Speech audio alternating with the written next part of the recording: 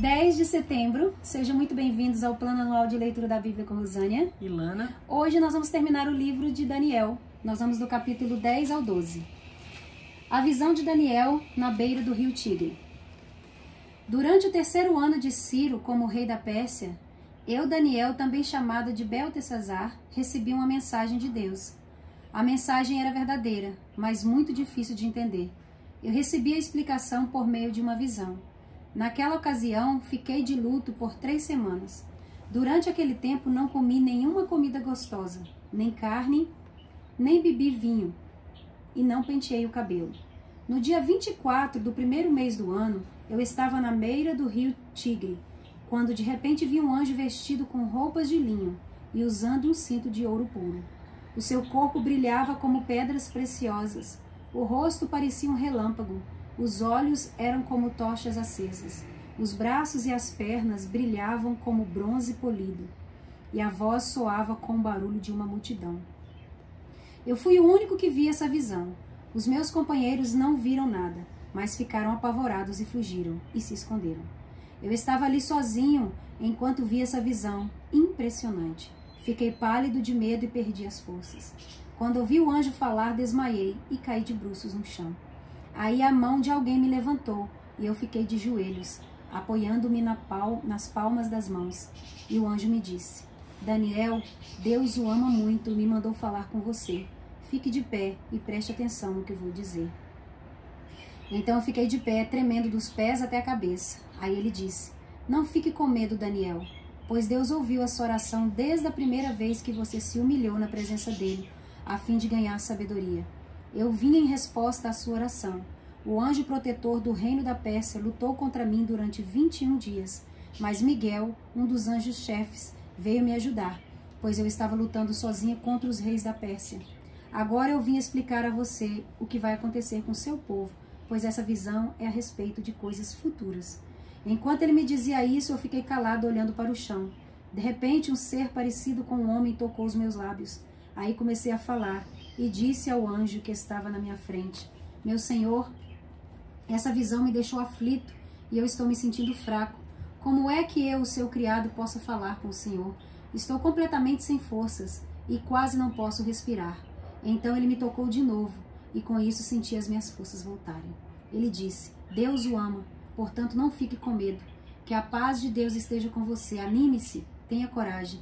Então eu me senti bem mais forte e respondi: Fale, pois o Senhor me deu novas forças. Ele disse: Sabe por que eu vim falar com você? Foi para dizer-lhe o que está escrito no livro da verdade. Mas agora eu preciso ir lutar contra o anjo protetor da Pérsia. Quando a luta acabar, virá o anjo protetor da Grécia. Mas na minha luta contra eles não há ninguém para me ajudar, a não ser Miguel, o anjo protetor de Israel. Capítulo 11. Ele tem a responsabilidade de me ajudar e defender. Os reinos do Egito e da Síria. E o anjo continuou dizendo: O que vou lhe dizer é a verdade. A Pérsia terá mais 3 reis. Depois deles terá um 4º rei, que será o mais rico de todos. Com uma grande riqueza, ele será muito poderoso. Reunirá todos os seus soldados e atacará o reino da Grécia. Depois aparecerá outro rei, muito valente. O seu reino será imenso e ele fará o que quiser. Mas quando o seu poder chegar ao máximo, o seu reino será desfeito e dividido em 4 partes. Os reis que vão ficar no lugar dele não serão seus descendentes e não terão o mesmo poder que ele tinha. O rei do Egito será poderoso, mas um dos seus generais será mais poderoso ainda e governará um reino maior. Depois de alguns anos, o rei do Egito e o rei da Síria farão um acordo, e o rei do Egito dará sua filha em casamento ao rei da Síria, para garantir a paz entre as 2 nações. Porém, o plano fracassará, pois ela, o marido, o filho e os empregados serão todos assassinados. Mas, pouco depois disso, um parente dela se tornará rei e marchará com as suas tropas contra o exército do rei da Síria. Entrará nas fortalezas dos sírios e os derrotará. Ele levará para o Egito as imagens dos deuses da Síria e os objetos de valor feitos de ouro e de prata. Haverá alguns anos de paz entre as 2 nações, mas depois o rei da Síria procurará invadir o Egito, porém ele será derrotado e voltará para a sua terra. Os filhos do rei da Síria se prepararão para a guerra e organizarão um exército poderoso. Um deles sairá com as suas tropas para conquistar o Egito, e arrasará tudo como se fosse uma enchente. E invadirá o Egito e atacará a fortaleza do rei. O rei do Egito ficará tão furioso que sairá com o seu exército e atacará os sírios, que se entregarão aos egípcios. O rei do Egito ficará muito orgulhoso por ter derrotado os sírios e por ter matado tantos soldados, mas o seu poder durará pouco. Depois, o rei da Síria reunirá um exército ainda maior e, após alguns anos, voltará com seu grande exército bem armado para atacar o Egito. Aí, muitos povos se revoltarão contra o rei do Egito. Entre eles, haverá alguns homens violentos da terra de Israel. Eles se revoltarão, obedecendo a uma visão que tiveram, mas serão derrotados. O rei da Síria virá com seu exército, construirá rampas de ataque em volta de uma cidade protegida por muralhas e a conquistará. Nem mesmo os melhores soldados do exército egípcio poderão impedir o avanço das tropas sírias. O inimigo fará tudo o que quiser com os soldados egípcios, e não haverá ninguém que resista. Ele invadirá a terra prometida e a conquistará completamente. Então, o rei da Síria porá todo o seu exército em pé de guerra para lutar contra o Egito. A fim de derrotar o inimigo, ele fará um acordo com o rei do Egito e lhe oferecerá filha em casamento, mas não será bem sucedido. Aí ele atacará as cidades do litoral do mar Mediterrâneo e conquistará muitas delas. Mas o chefe militar estrangeiro acabará com seu orgulho e o deixará envergonhado. O rei da Síria voltará para atacar as fortalezas do seu próprio país, mas fracassará e será morto, e nunca mais se ouvirá falar dele. Em lugar dele reinará outro rei que mandará um oficial para cobrar impostos a fim de enriquecer o seu reino. Logo depois esse rei será morto, mas isso não acontecerá no campo de batalha. O seguinte rei da Síria será um homem muito mau, que não terá direito de ser rei, mas ele disfarçará as suas más intenções e com intrigas conquistará o poder. Ele derrotará todos os exércitos inimigos e matará o grande sacerdote. Enganará os que fizeram acordos com ele, e mesmo com um pequeno exército, ele se tornará cada vez mais poderoso. Atacará de surpresa as províncias mais ricas do país, e nelas fará coisas terríveis que os seus antepassados nunca fizeram.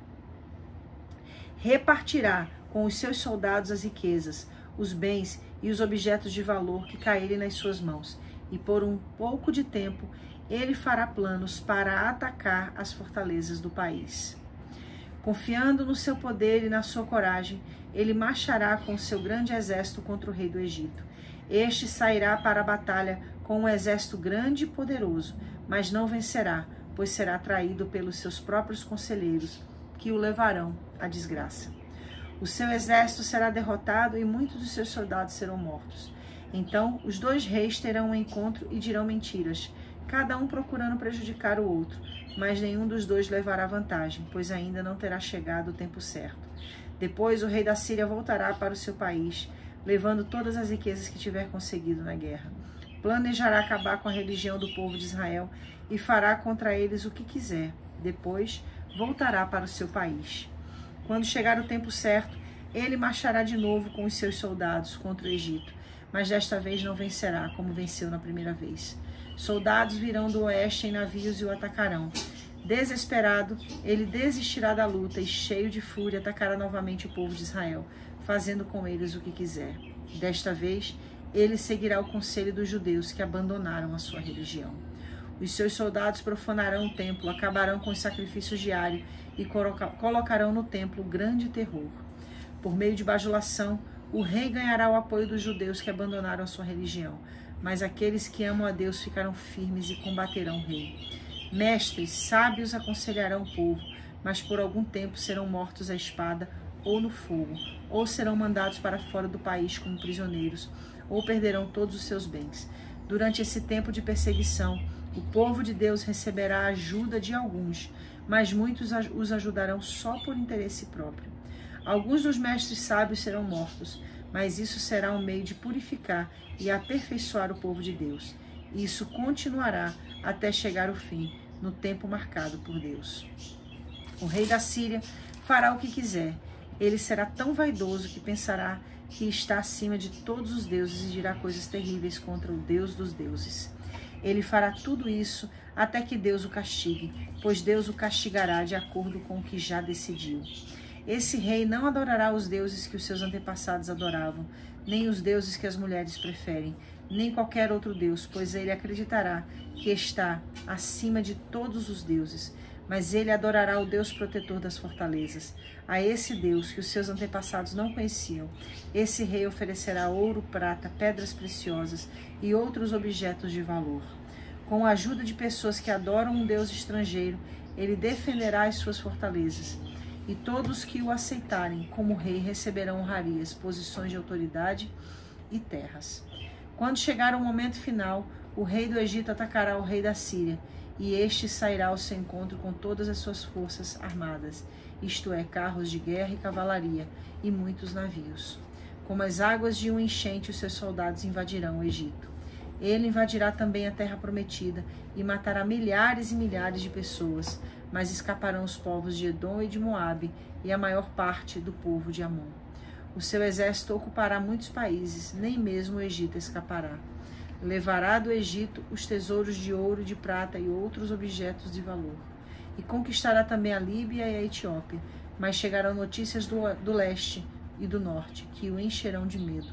Furioso, ele sairá com seus soldados, resolvido a matar muita gente. Armará o seu acampamento entre o mar Mediterrâneo e o lindo Monte Sagrado, mas morrerá, e não haverá ninguém para socorrê-lo. O momento final.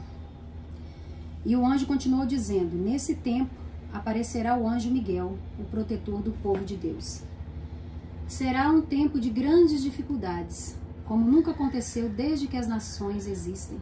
Mas nesse tempo serão salvos todos os dos povos de Deus, que tiverem os seus nomes escritos no livro de Deus.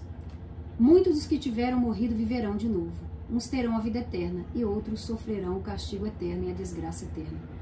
Os mestres sábios, aqueles que ensinaram muitas pessoas a fazer o que é certo, brilharão como as estrelas do céu, com um brilho que nunca se apagará. E você, Daniel, não conte nada disso a ninguém.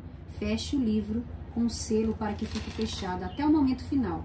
Muitos correrão de cá para lá, procurando ficar mais sábios. Então eu vi 2 anjos de pé na beira do rio, um de um lado e outro do outro. Um deles perguntou ao anjo vestido com roupas de linho, que estava rio acima: quando é que todas essas coisas maravilhosas vão acontecer? O anjo levantou as mãos para o céu e, em nome de Deus, que vive para sempre, disse: eu juro que tudo isso vai acontecer daqui a 3 anos e meio, quando terminar a perseguição do povo de Deus.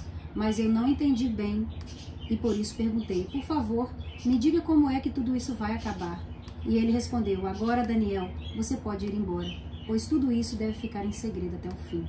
Muitos serão postos à prova, e com isso se purificarão e se aperfeiçoarão. Os maus continuarão na sua maldade, e nenhum deles entenderá o que está acontecendo, mas os sábios entenderão. Depois que os sacrifícios diários forem suspensos e o grande terror for colocado no templo, passarão 1290 dias. Felizes aqueles que continuarem fiéis a Deus por 1335 dias. E você, Daniel, continue firme até o fim. Você morrerá, mas no fim ressuscitará para receber a sua recompensa. Tremendo, aqui, né? Já é o final de todas as coisas. Inclusive, ele fala aqui no capítulo 11 sobre o livro da vida. Você viu? Vi. Que ele diz assim, ó, mas nesse tempo, capítulo 12, versículo 1, lá na última parte, mas nesse tempo serão salvos todos os povos de Deus que tiverem os seus nomes escritos no livro de Deus. Ou seja, realmente, Daniel, ele teve não só uma revelação sobre os acontecimentos que viriam para um tempo logo ali, né, próximo do seu contexto. Quando eu falo logo ali, eu falo da questão do reino do Messias, eu falo da questão da tomada de Jerusalém, do sacrifício impuro sendo oferecido para macular o templo, da destruição. Mas ele também vê além, ele vê o final, a consumação de todas as coisas. E é muito interessante a gente falar sobre essa questão do versículo 2. Muitos dos que já tiverem morridos viverão de novo. Uns terão a vida eterna e outros sofrerão castigo eterno e a desgraça eterna. Porque é só depois desse período do cativeiro, após o cativeiro babilônico, que se estabelece uma crença na imortalidade da alma. A gente vê, por exemplo, em alguns salmos, como, por exemplo, quando Davi fala, por acaso eu te louvarei na sepultura. Então não se tinha essa compreensão da eternidade da alma como um todo. Então essa compreensão da eternidade, da imortalidade da alma, ela começa a surgir por causa, após esse período do cativeiro babilônico. Inclusive Daniel traz essa visão aqui, ó. E muitos dos que dormem no pó da terra, diz a outra tradução, ressuscitarão. Ou seja, traz essa questão relacionada à imortalidade da alma, aquela consciência, compreensão de que tudo que nós fizermos nesta terra, nós receberemos uma recompensa eterna, seja para bem, seja para o mal, seja para a salvação, seja para a perdição. Eu não quero falar muito sobre Daniel, eu estou evitando falar muito por causa da conferência, eu volto a dizer. Nós vamos tratar, sim, dessas questões escatológicas na conferência, tem muito assunto para se tratar, pouco tempo, mas eu quero realmente pontuar aqui a minha palavra no momento, porque eu acredito... Só vá, mulher, fala com nós a palavra. Eu acredito que essa conferência vai trazer pra gente essa oportunidade de mergulhar de uma forma ainda mais profunda. Mas se você quiser falar mais alguma coisa, fica à vontade. Não, eu tô ávida por ouvir, creio que o pessoal também deve estar, mas fala, né? Porque escatologia, eu amo escatologia, né? Então, aqui, nesse capítulo aqui, eu iria.